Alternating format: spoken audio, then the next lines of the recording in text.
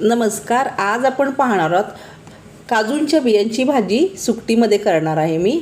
इथे काजूच्या बिया घेतलेल्या आहेत, त्याच्यात गरम पाणी टाकून आपण ठेवून द्यायचे साईडला.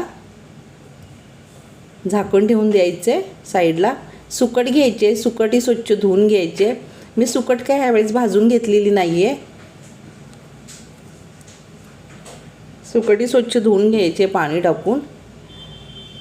काजूच्या बिया छान अशा भिजल्या की त्याची सालं निघतात बघा अशा प्रकारे.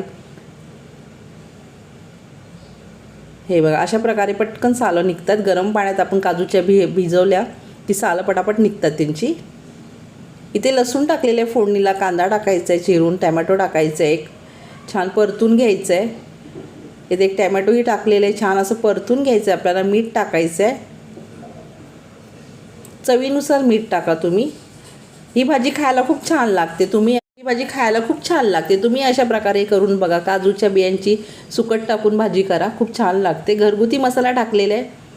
हळद टाकायची आहे. हा माझा घरगुतीच मसाला आहे, तो मी वापरते. हळद टाकून मिक्स करून घ्यायचे. स्वच्छ धुतलेली सुकट आणि आता आपल्याला काजूच्या बिया टाकायच्या त्याच्यात आणि छान असं परतून घ्यायचं आहे. आमच्या गावाकडची पद्धत आहे. तुम्ही अशा प्रकारे एकदा काजूच्या बियांची भाजी सुकटमध्ये करून बघा, खूप छान लागते खायलाही.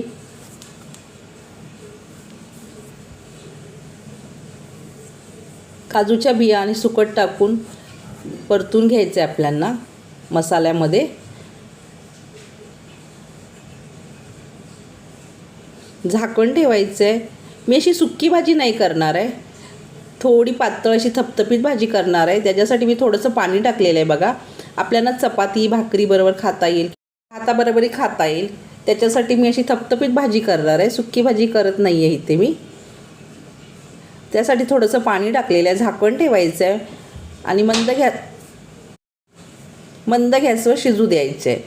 इथे मी झाकण ठेवून मंद गॅसवर काजूच्या बिया आणि सुकट छान, हे बघा अशा प्रकारे पाणीही सुटलेलं आहे. थोडंसं पाणी टाकलेलं आहे, कोकम टाकायचं आहे. छान भाजी परतून घ्यायची आहे. मीडियम किंवा मंद गॅसवर शिजवून घ्या तुम्ही काजूच्या बिया आणि सुकटीची भाजी. व्हिडिओ आवडला असेल तर लाईक करा, शेअर करा, सबस्क्राईब करा. बघा तरी खूप छान आलेली आहे, थपथपीत अशी भाजी केलेली आहे मी. थँक्यू.